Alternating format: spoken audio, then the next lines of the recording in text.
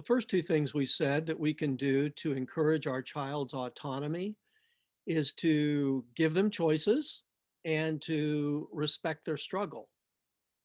And as we continue through this study, through Faber and Maslach's book, How to Talk So Your Kids Will Listen and Listen So Your Kids Will Talk, we're coming up on the third thing that we can do as parents to help encourage our child's autonomy.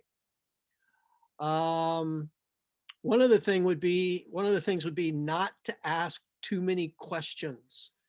So let's say the daughter is just coming home from school and the mother's sitting in her chair knitting, and the child comes into the room and the mother immediately says, "How did your teacher like your composition? Did you pass the math test? Is anyone coming over after school to play with you today? No? Why not?"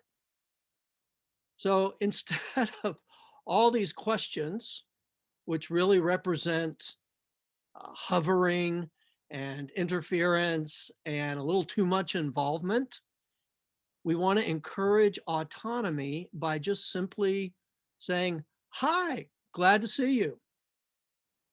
Now, that's not all you're going to say to your kid for the rest of the day. There might be a conversation that your child wants to engage in, or after a little pause has happened, you might ask something else. But to barrage them with questions does not encourage their autonomy. Or here's another example. The situation is son is coming home from a party, and the mother says, "Did you have a good time at the party? Who was there? Were people dressed up? What did you have to eat? Was there dancing? Did you dance? Who did you dance with?"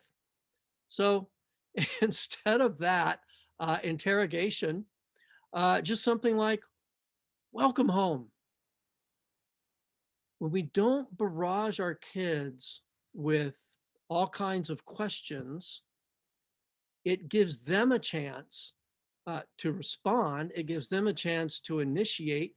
It gives them a chance to feel like they're their own person instead of having to constantly answer to the parent about every little thing. Now, this doesn't mean that we, forget, um, what's the word? Um, Accountability. It doesn't mean that we show no interest in our child's life. It just means ask less questions. And we'll talk about the next thing that we can do to encourage our child's autonomy in the next episode of Parenting Matters with McCracken.